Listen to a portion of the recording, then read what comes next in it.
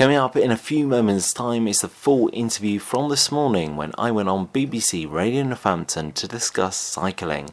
Yesterday I was interviewed by BBC Online to discuss cycling, and a few weeks ago I was interviewed by my local newspaper, the Evening Telegraph, to discuss cycling. Cycling is an incredibly hot topic at the moment, and huge amounts of investment and change is needed. At each of these opportunities, I have discussed Critical Mass Wellingborough, a cycle event I have organised this coming Friday. I'm about to plug it to you too. It's this coming Friday, the 31st of July 2020, meeting from 6:30 outside Castello Lounge. I'm hoping for a wonderful turnout. The weather is expected to be great. I'll have some music playing, it will be relaxed and it will be safe. Everyone will be riding together at a moderate pace, very slow and steady, and everyone will be socially distanced as well. I really do hope you can make it. To see any of the articles, please visit www.samuelshoesmith.uk. Without further ado, here is the interview. Annabelle Amos at breakfast. BBC Radio Northampton. Oh, it was the AA advert. Someone's just told me that he was a very nice man. He's a very nice man. Yes, thank you, it was, wasn't it? Now then, we've been talking about this story that's doing the rounds this morning, talking about Wellingborough being one of the worst places in the country to cycle. It's got one of the lowest rates of cycling in England. There's a whole article on the BBC News website about the challenges that cyclists face in the town. And, well, they've been talking about this because the government is hoping that its new scheme, offering £50 vouchers to get a bike repaired, might help to get more people back in the saddle. There's also money towards cycle lanes and all of that. But last night, the voucher website crashed. We had Mick text us a little earlier saying he was amongst those who sat for hours trying to use the site without success. Let's speak to someone in Wellingborough who does cycle, Samuel Shoesmith. Hi, Samuel. Hello, Annabelle. How are you? Yeah, good, thank you. Nice to speak to you. Lovely to speak to you too. Lovely to speak to you. I was shocked by this stat that Wellingborough has one of the lowest rates. I mean, if you cycle there, do you not see many people doing the same? Annabelle, sometimes I feel like I'm the only cyclist on the road. I have to say there are not many people that cycle, and there are not many people that walk around. The town is not very attractive for active travel, and it is such a sad statistic. So when this news was announced about the number of active travellers in Wellingborough being the lowest in the entire country, it didn't really surprise me because I do see it. I mean, I've seen over the past couple of months during lockdown a fantastic surge in Wellingborough in terms of the people that have got out on bicycles, and it's been heartening. I really love seeing it. However, it's slowly decreasing as more and more traffic is getting back on the roads. We need radical change to bring up, to keep the levels of cycling the same.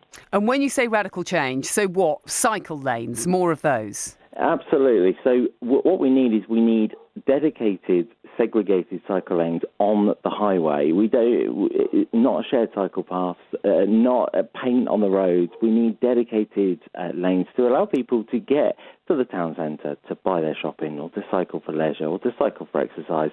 What we need is we also need connected towns. We need towns, so Wellingborough should be connected to Kettering, should be connected to Northampton. I should be able to I mean, it's so difficult. If you're familiar with the A509, Wellingborough to Kettering, awful to cycle along. Why isn't there a dedicated separate lane at the side? So, yeah, radical changes are needed. And the announcements yesterday by government, I have to say they brought a tear to my eye, a tear of happiness to my eye when I saw them. Some of the proposals were absolutely fantastic yesterday.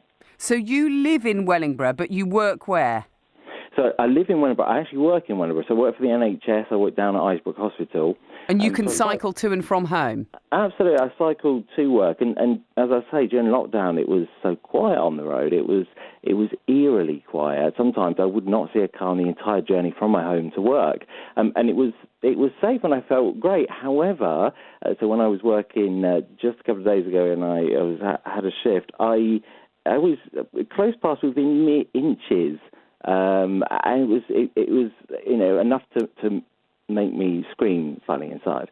It was awful, and that happens on a quite regular basis. So, but yeah, radical change does need to happen. I went on a bike ride, must have been about a month ago now, with the kids, and I found myself just for a very short period on the A5, and it was so frightening. I mean, I had my kids with me, but I mean... I can imagine the hairs on the back of your neck would stand there, but it would have been so frightening, yeah. And that's the thing, because I think some cars, when they pass, they don't think to give you a wide berth, do they? They do not. So there needs to be a radical change, both in terms of infrastructure, but also in the culture of cycling. This is also about walking as well. So the announcements yesterday is generally about active travel.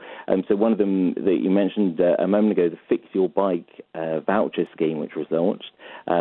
Fantastic, £50 for anyone that's got an unused bike that's sitting there that needs to be repaired to get them back on the road. However, the website did collapse at midnight last night, so it's currently been withdrawn. As I heard at the top of the hour there, they just announced that it had collapsed. It is such a shame. It's a bit of a shambles, but it will be launched back, and people can apply to get back on the road and cycle. I suppose at least it shows that it was popular, doesn't it? And people... Absolutely. The government would have known it would have been popular, and they would have got ready, but obviously they didn't get ready, they didn't prepare well enough, because there must have been so many people trying to get on their website to get their free £50 to do out their bike and get it back working on the road. All the details are kind of being worked on as to what the money's going to go on and how, towns are going to improve. But you've organised a gathering on Friday, yeah? Yeah, so as I say, the documents that yesterday, so as well as this fund, there was also this document announced called Gear Change. Fantastic, there's great policies, great ideas. However, although the government may push for some fantastic things, it's local councils that need to enact them. And so far what we've seen from both Northampton County Council and the Borough Council of Wellingborough is inactivity. They are not moving quick enough. As you'll hear a bit later on, there is this case that the County Council have got £351,000 they've been given from government, and they need to spend that on emergency measures. They were told to do it back in May the 9th. They said the government said, do start now, to start swiftly within weeks, and get some emergency measures. This included pop-up cycle lanes, so cycle lanes with bollards or cones to make sure people can cycle safely to work. They said about widening pavements so people could socially distance as they use the shops and start to go back to near normality. The councils haven't done anything. So this protest that I've organised on Friday, it's called Critical Mass Wellingborough, and I'm hoping it'll be incredibly well attended. I already know that loads of people are coming. And what will happen is we'll just cycle around slowly as a big group, and we will, of course, celebrate cycling. It's a wonderful activity, but also protest for change, because we can't have this anymore. There's just inaction. It's very sad. Well, it sounds like stuff is finally happening. Nice to speak to you, Samuel Shoesmith, then, who does a fair bit of cycling in Wellingborough, and not many people do. But given that, on the front page of the Times today, at the top of their page, it says, "Get on your bike." A lot of people talking about how cycling is the big thing.